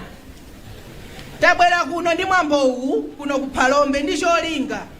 Kuno kuphalombe tonse tikudziwa kuti kunagwedwa mavuto aja Cyclone Freddy. Ndipo nthawi ya Cyclone Freddy anthu anachoka m'manyumba mwawo chifukwa kuti nyumba zinaonongeka, katundu anaonongeka. Ine ndinazilandira zonena kuti amene mumapezeka kuti mwalandira katundu oti mwapatse anthu pamalopo pakampupo mmafunanso azimayi mugone nawo kuti mwapatse katundu. Mufuna mugone ndi mwana kuti mumpatse katundu. Zimenezo sizabwino. Nkhanza za nthawi ya munyengo yogwaza dzidzidzi imeneyo sitikuyifuna chifukwa kuphalombe kuno kumene kuno zinanyanya kwambiri nkhanza zimenezi. Kotero ndi pembedzero langa ndi pempho langa kunena kuti pamene abwera pano a first lady kubwera kudzakhazikitsa masiku amene wa 16 days tonsefe titengepo mbali titengepo gawo kuonetsetsa kuti tikutetezana wina ndi mzake. Zimenezi zimene akufuna president a dziko lino la Malawi kunena kuti aliyense amene akutengapo gawo pa chitukuko cha dziko koma akhale munthu wamfulu yeniyeni komanso akhale munthu wonena kuti akuzidalira bwinobwino. A first lady msonkhano ndi wanu koma ndinatero kuti ndisanakudzutseni koma ndiyamikirenso anzathu a UN amene atithandizira akhala kuthandiza amathandiza kunduna wathu kuti zinthu ntchito zathu ziziyenda bwino. Chuma chawo amatipatsa kwambiri kudzeranso mabungwe osiyanasiyana amenenso ena ali pano. Kotero ndimati ndithokoze inu mulipo mpano kuti mudziwe kuti anzathu a UN komanso a Oxfam ndi ena onse amatithandizira ku ofesi yathu m'maprogram osiyanasiyana makamakaso pa nkhani imeneyi yothetsa nkhanza. Ndisakudyereni nthawi a first lady koma kwakukulu ndikuyamika chifukwa cha kufika kwanu kusiya zintchito zanu zonse kupezeka kuno mmayenera kuti mukhalenso kwina ndi kwina koma kuvomera kudzapezeka kuno kuphalombe chimenechi tachitenga kuti ntchito cha mtengo wapatali komanso chotinyadilitsa kwambiri.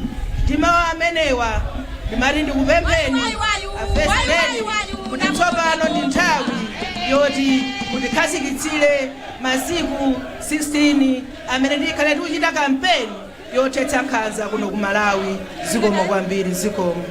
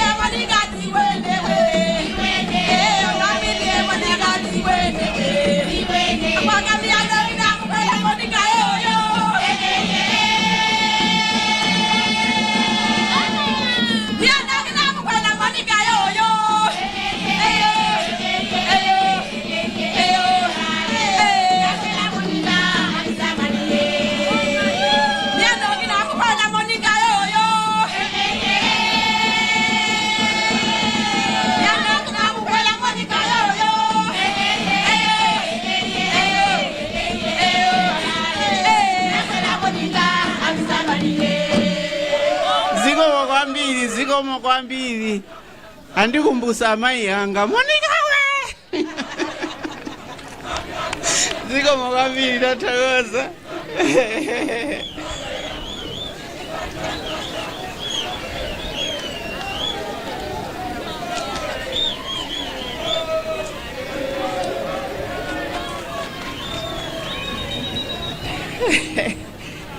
Distinguished ladies and gentlemen, I lost my list. Maule mapelekedwa kale ndingotero. Sinduzori. Koma tindi anduna. Tindi otiyang'anyana senu mafumu atu. Maule muakhale malo mwake. Oh, here I have it. Zikomo.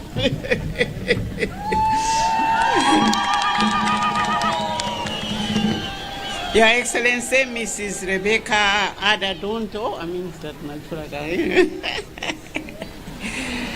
Ms. Mag Katewera Banda, Chairperson and governmental organizations, all government officials here present, all the development partners here present, all the members of the National Executive Committee of the Malawi Congress Party here present, Councillor Agason Nsompo, Chairperson, Parombe District Council, and all the councillors here present, Paramount Chief Kaduya, and all the traditional leaders here present, Pastor Frederick Gambetta, officiating clergy, and all religious leaders here present, all students here present. Mlipo ma student?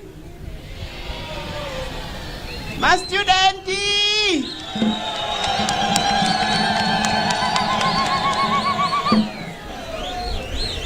Distinguished invited guests, ladies and gentlemen, today we stand united in this place to end violence and create a safe place. We are launching the 2024 16 Days of Activism against Gender-Based Violence, and my colleagues, my friends have already said a lot about the importance of this day. So they have already said that the campaign is not just because it appears on the calendar, but it's something that we need to reflect on every time we are meeting together. Ndenga amanena kuti tinayamba 9 years ago, 10 years ago? 1995. 30 years ago, tinayamba kupanga campaign. So I was asking myself, tinayamba 30 years ago, kumana ngatumeti kumana lero. mtunda umene taenda 30 years ndi uli pati. I don't know. Koma ndikuona ngati tukuyenda pang'ono kwambiri. China kadalipo eti ndeku kubweraso za mitundu kuli achina social media. Zinthu zichazikhala ngati zikutembenuka. WhatsApp kaya chani tikutani pamene popo. Tithesa bwanji nkhondo imeneyi. Imeneko timazuza nthawi zina zibambo kuamana monga mmene afotokozera kaye anduna. Tsono tikuti anzathu alowera kuti ngati nyumbamo ndikuamana ayi ndithu anduna afotokoza kalere. Tsiku limene tikamakumbukira tiziganiziraso zimenezo eti ndikuzunza kumeneko osamadzunza zibambo munaloleranji anakuchitani force munthu ngati nimaisa mwavomera nokha. Munavomera nokha basi osamana ayi. So today it's a call to action, a reminder to our collective responsibility and reflection to our nation's values. This campaign is more than words. It's a commitment to protecting lives, empowering communities, and fostering equality to all. Tikamakamba sankhani mene tiziganiza samango kamba za izi ndizi koma zonse nchifukwa yake ni machula zina zijaire tiziganiza zonse nkhazazo tikati nkhaza tikutanthaza chani. Kwana athuwo sukulu tukwalimbikisa sukulu makamaka anatsikana. Azimayi mulipo mwana wansikana aphunzire. Statistics yathu kumalawi kuno as at now sikuoneka bwino. Men mawerenga ana amene amalemba standard 8 number ya ana amene malemba standard 8 only 5% amene amasankhidwa kupita ku secondary school. 5%. Ndepa 5% ipo pamapezekaso kuti ana ena akulephera kuti apange secondary school, anakhoza bwino asankhira national secondary school koma kuti aphunzire zikuvuta mafizi kachanchani nchifukwa ene naganisa atsikana okhawo tukananga 5%. What are we doing? Population azimayi ndife ambiri kuposa cha azibambo. Atsikanaso m'maskulumu ndi ambiri kuposa cha 5%. Ali ku secondary, opita secondary ayi ndithu. Pamenepo tionepo bwino mabungwe zikoma kwambiri mukumatithandiza koma tionjeze moto chifukwa ineyo maganizo anga. Ana atsikana onse akaphunzira 5, 6, 7, 10 years from now sitikambaso za sukulu. Sinaone koma yophunzira kuti saphunzana ake. Ine amayi anga ana pa standard yawo anali ophunzira chifukwa she could read and write. Ana tonse tinaphunzira. She was not working kumuzi kuja koma magwira akandia apeze fees yote ana atani apitire ku school. Kale pajati malipira so primary tose na primary kumaliza tose secondary kumaliza tose mene tinali 7 panali pafupi koma iwo anali atapita kwa ku school amadziwa kuti school ikutani nchifukwa yakana athu atsikana amuna adzapeza. Ife sitinamaliza school, ine namaliza school ndakwatira ndamaliza school college kumaliza kuyamba ntchito mmene ndimakwatira sinampeze mwamuna ana aphunzire. Ana atsikana aphunzire akamaliza kuphunzira ndeno organizani soto akwatira ndani asankhaso bwino zedi nanga si munthu mukhala mtakhwima asankhaso bwino zedi ka ndiye ndilimbikise ana sukulu tonse mavuto awawa inde alipo. And today at this event we are reflecting on our shared determination to tackle challenges affecting many Malawians, especially women and girls.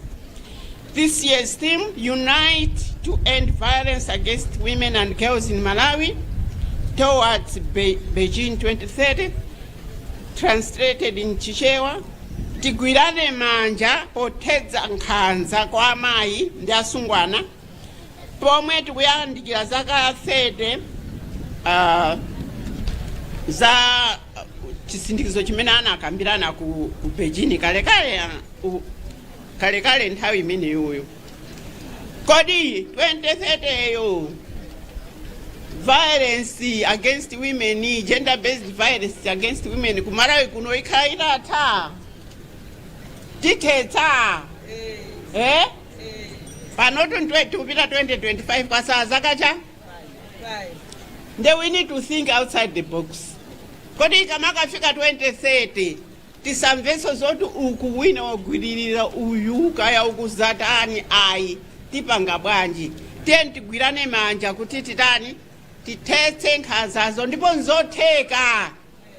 Ine nditha kukupasani umboni ndithu chifukwa kwambiri imakhala kasha kwambiri is because of kasha chikhalidwe miyambo imene tinayo kumiziko koma miyambo mafumu tinawo pano mafumu agogo mlipompa miyambo inayo maisa tikuyesesa ndithuko kalekalero anthu anali ndikaleti ife sitaphunzirako miyambo inayo tizidomolako tizidomolako kuti apa timate iya koma tiye ndiganize njirani.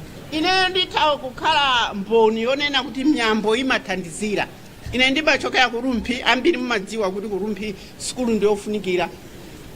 Miyambo yakwathu ndiyothandizira kwambiri chifukwa chakenso gender-based violence imacheka. Chifukwa choti timalimbikisa ana atsikana kuzisunga mpaka tsiku lachani lachikwati. Mwana azisunge mpaka tsiku lachikwati. Ochita zowaya ochita zowaya azimayi akulu amakantenga ngunkhazika pasi iwe upanga zowaya sutani supeza mwamuna kwathu zimakhala chonchoti supeza mwamuna ukamapanga zowaya apa oloka kwatira a second wife ndimene zimapangikira mtsikana akangokhala ndi mwana kuti apeze mwamuna wayekha imavuta ndiye kwakhala mkazi wachitatu wachinayi zabwino zimene zatsikana no pesa mwamuna wako mkhale awiri kumakhala banja labwino lokhala bwino. So nthawi zina timangoti kacha koma pali makacha ena kacha yakwathu limalimbikisa kuti uzisunge mpaka tsiku latani lachikwati. Zimathandizira ana amaphunzira nchifukwa yake mwina kwathu kwatsikana matani amaphunzira nde makacha ena kuti zipangako edited ikafika kwatsikanako mafumu tiye ndikhale pamodzi edit izizi edit anatani aphunzire kaye chifukwa akaphunzira mudzi wonse tizatani tizachita benefit dziko lonse titanise pambuyo pake ana tizaberekabe sitachulukana mokonera panopo tizaberekabe ndipo khoza kuberekaso mpaka kaya ine mene ndanenera nabereka mene anatha kuberekera pano ndiye ndiazukulu 14 koma sikulu inatani namaliza nzotheka asogolere atuthandizeni ana asamathamangire mabanja ali sukulu number 1 edi Mayo apita kuje nanga nyumba hiyo nanga nyumba hiyo Monica wasaraweka zapita kwa Monica wasaraweka zapita kwa Monica ziko mwambiri andikumusama yanga today.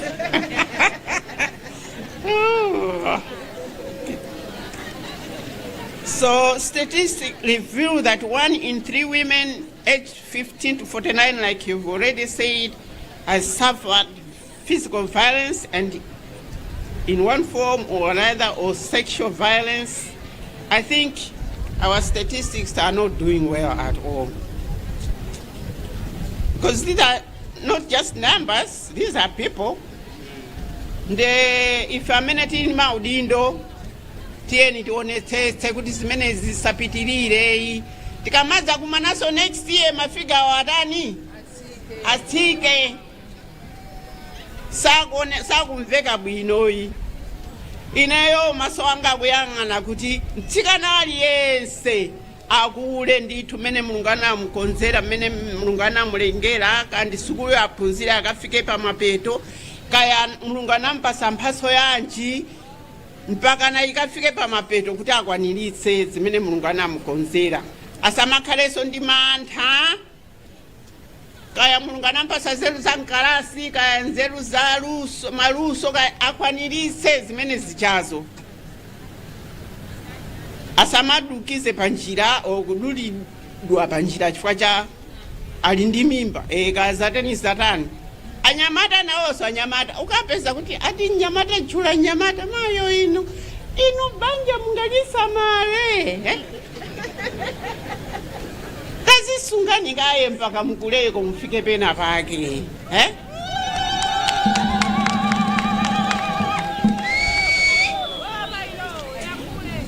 mastadi achana chula pano a minister akutero 76% ndithu zoona amalawi takhala bwanji kuti atsikana between 13 years and 17 years are reported experiencing multiple incidents of sexual abuse. 76%. Malawi, what are we doing? Indeed, tientiganize mofatsa. Kaya madokotala kuli mankhwala ota nyamata amwina mthamwa apasa kwa azimu akuti mitima yawo izitsika.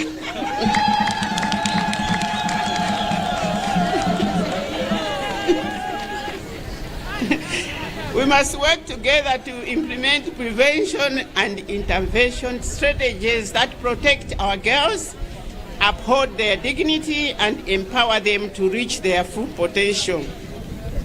Ending GBV demands more than words. It requires deliberate actions.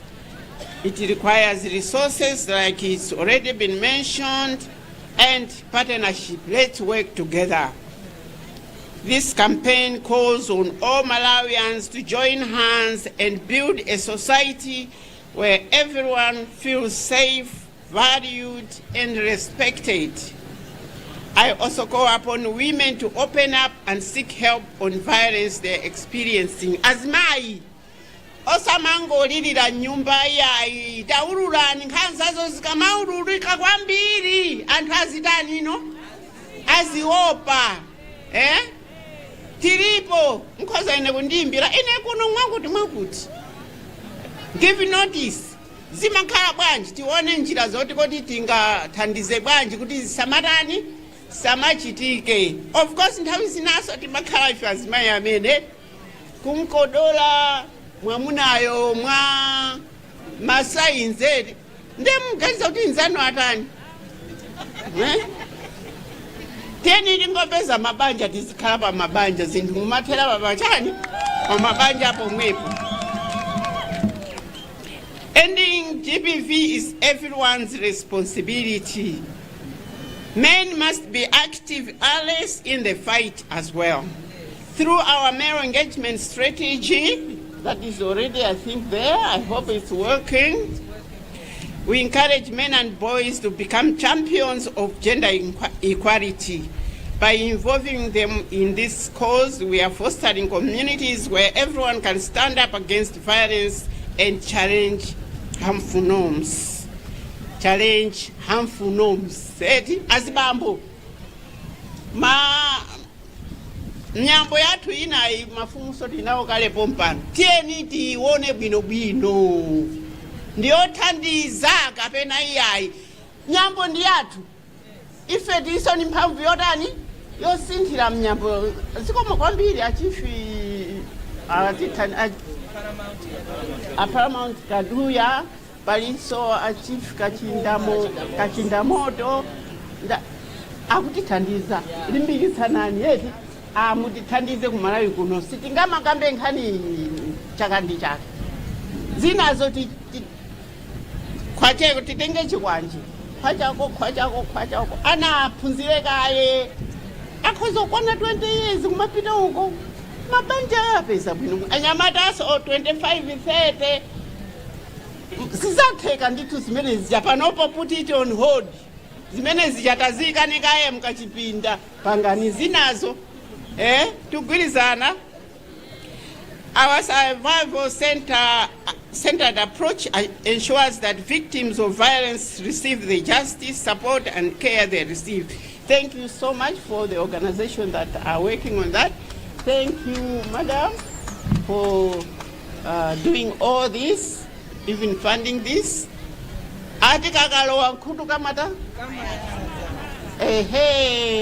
Mafumu atu kumeneyo zalowa nditu makutu mwezi zikomo kwambiri tiye tigwirane manja ana wati athandiza achinyamata ng'ono kuti iwe ife takula ukhoza ukwanitsa kungokhala mpaka utapeza banja bwinobwino akwanitsa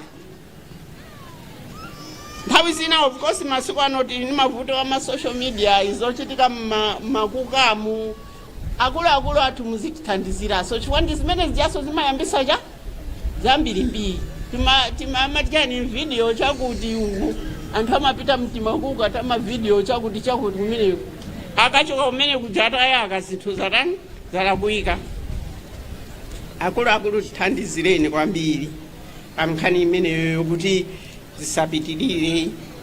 We are grateful to our partners, including the EU, UN, NGOs, and the private sector for their unwavering support in this fight.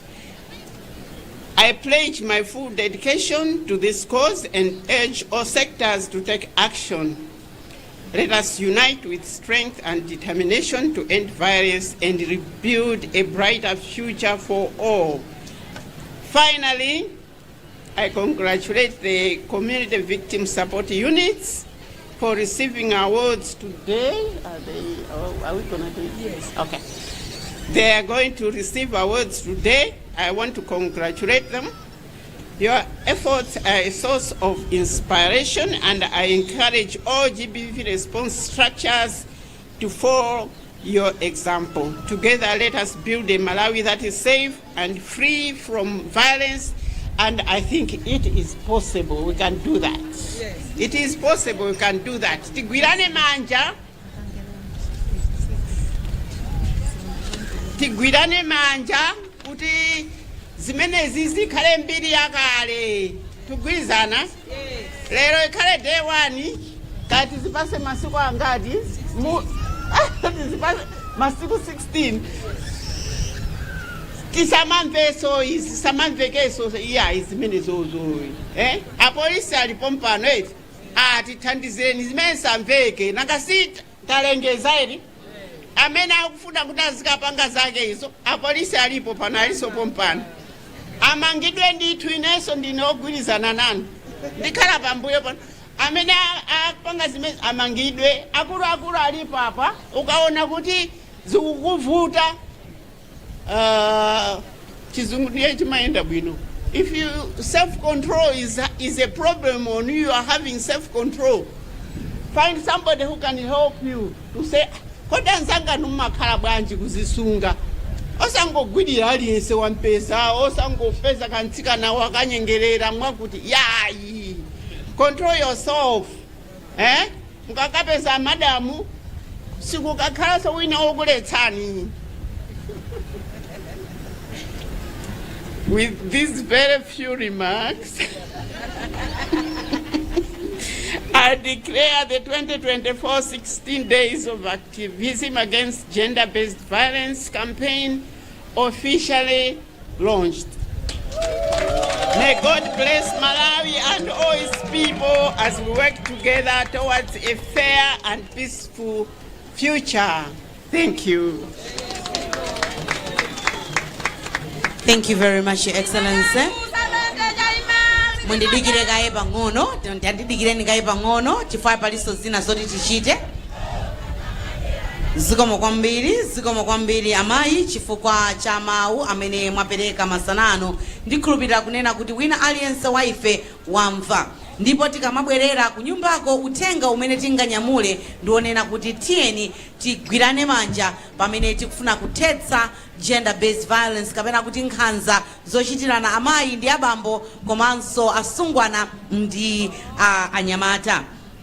Your Excellency, nkuyankhula kwanu munanena nkhani yonena kuti mukuwapanga congratulate anthu amene agwira ntchito yabwino nkhani pamene pothetsa nkhanza. So Your Excellency, I'm going to call the 4 mabungwe 4 amene agwira bwino ntchito kuno ku Phalombe, 4 best community victim support units akuacha mu chidule mwake CVSU amenewa alandira njinga zimene azitha kupita kuyendera anthu m'madera mmene akugwira ntchito komanso kuapatsa stationary. Ndi mabungwe osewa pamodzi alipo 20 koma amene achita bwino kwambiri ni mabungwe 4. Ndi Your Excellency ndi aitana amene akuyimira mabungwe amenewa. Mabungwewa ndi Mpasa CVSU, Tamani CVSU, Saidi CVSU, Nkhulambe CVSU. Komanso Mr. Mlaliki amenewa akuyimira Mlalala, amenewa abweranso amene adzalandira stationary malo mwa ma CVSU onse.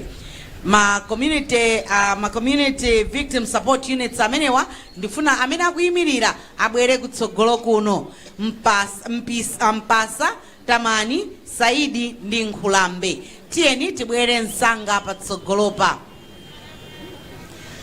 Your Excellency, you're going to be joined by the Minister of Gender kuti mukhale mukupereka njinga zimenezi kwa anzathu amene achita bwino mabungwe amenewa. Ndifuna ndikupempheni kuti mupite chapatsogolo chapo ncholinga choti akaitana mmodzi kupita kukalandira muyima pambalipo, mmodzi kulandira kuyima pambali, choncho mukamaliza nonse kulandira mujambulitsa chithunzi ndi a First Lady.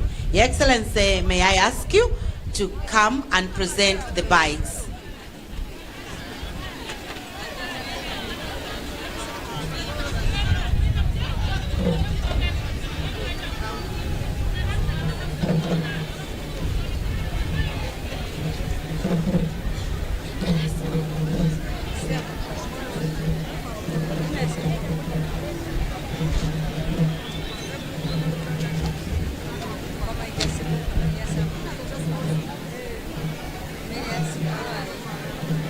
Mukalandira njinga yanu muyima pambali, ainanso mukalandira njinga yanu muyima pambali, mukayimaso njinga yanu. Ndikufuna pakhale anthu 5, Ampasa amodzi, Tamani amodzi, Saida amodzi, Nkhulambe amodzi. Enawo ndi Mr. Mlaliki amene akulandira stationary.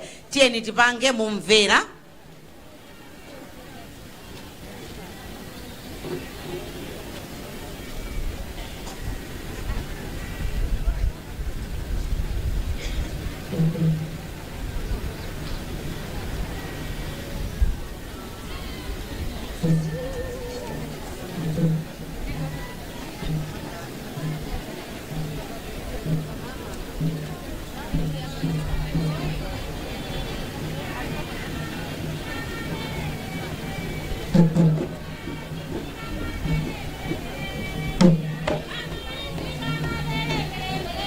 Kenako Mr. Mlaliki nanunso pitani mukalandire stationary. A stationary bwerani nayo muapatse ayima nawo mchithunzi chomwecho. Stationary imeneyo amayi kunena kuti ngati afunika kulemba kalata ku polisi, kaya kalata yonena apitire ku chipatala, kalata yonena za madando, nkhani yake zinthu zimene zimakhala zikufunika zija ndi zimenezo. Ndi akupereka kulandira m'malo mwa mabungwe onse 20 Bambo Mlaliki.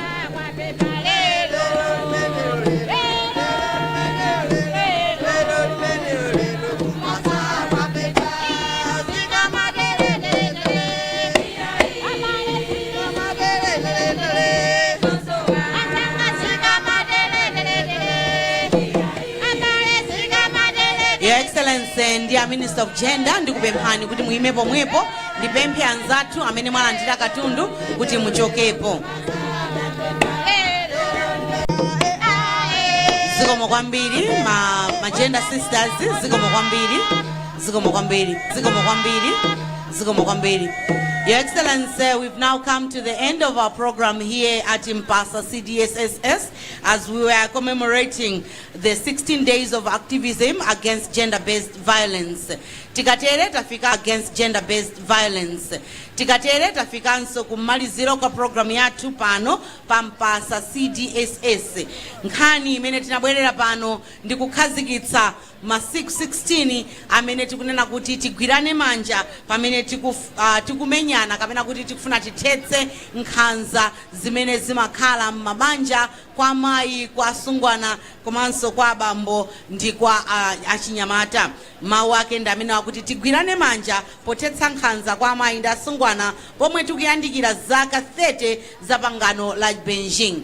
Your Excellency, I would like to ask you to lead us in singing the national anthem.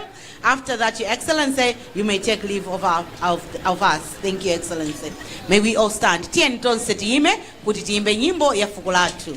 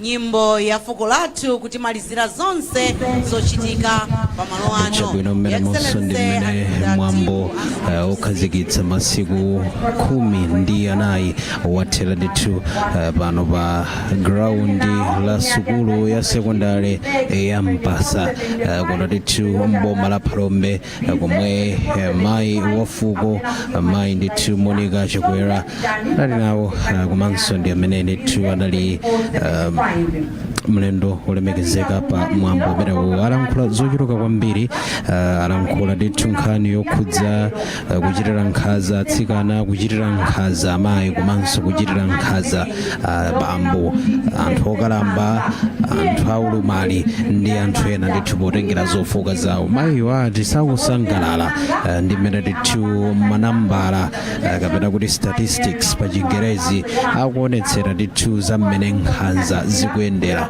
mdziko lino la Malawi. Kotero alimbikitsa mabungwe amene akugwira ntchito zosiyanasiyana ndithu zoonetsetsa kuti nkhanza zikutha muno Malawi komanso kuti nkhanza zichepe muno Malawi, kuti ndithu atengepo gawo makamaka pofuna kuonetsetsa kuti zambiri zimene zimachitika kapena zimadzetsa nkhanza zichite ndithu mochepetsedwa.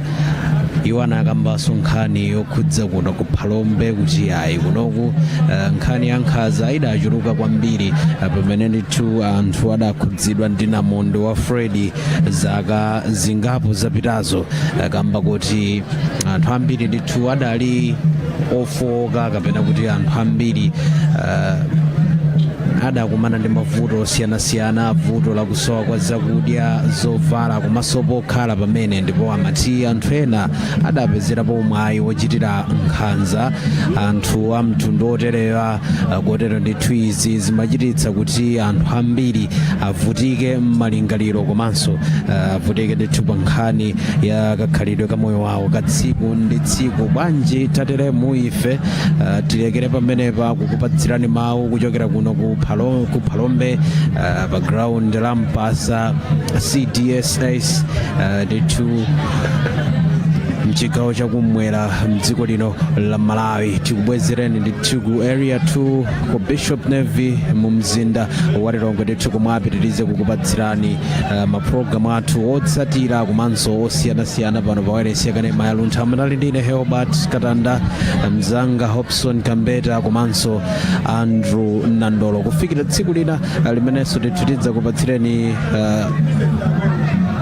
mwambo wina ngati umenewu. Ife tingoti mwakoma nonse, pitirizani kuonera maprogramu otsatira pano pa wireless yakanema ya Luntha.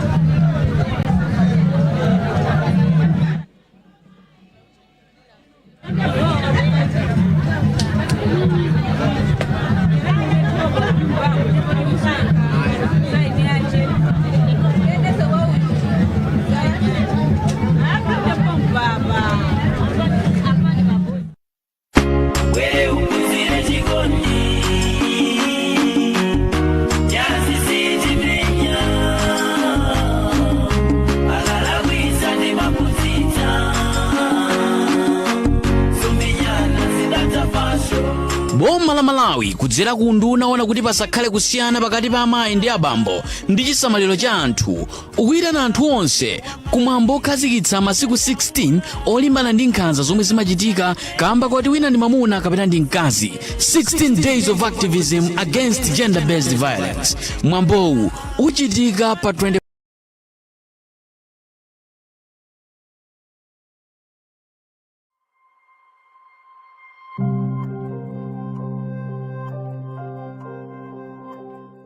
I am Monica Chakwera, First Lady of the Republic of Malawi.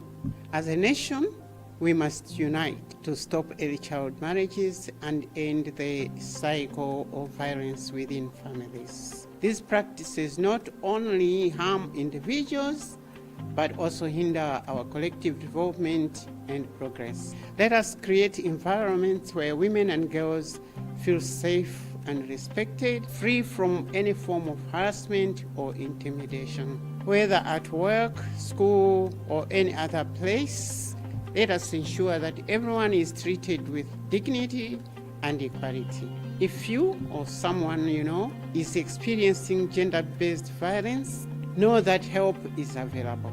Don't hesitate to reach out for support. You can call 5600 at any time or seek assistance from the Victim Support Unit at your nearest police station.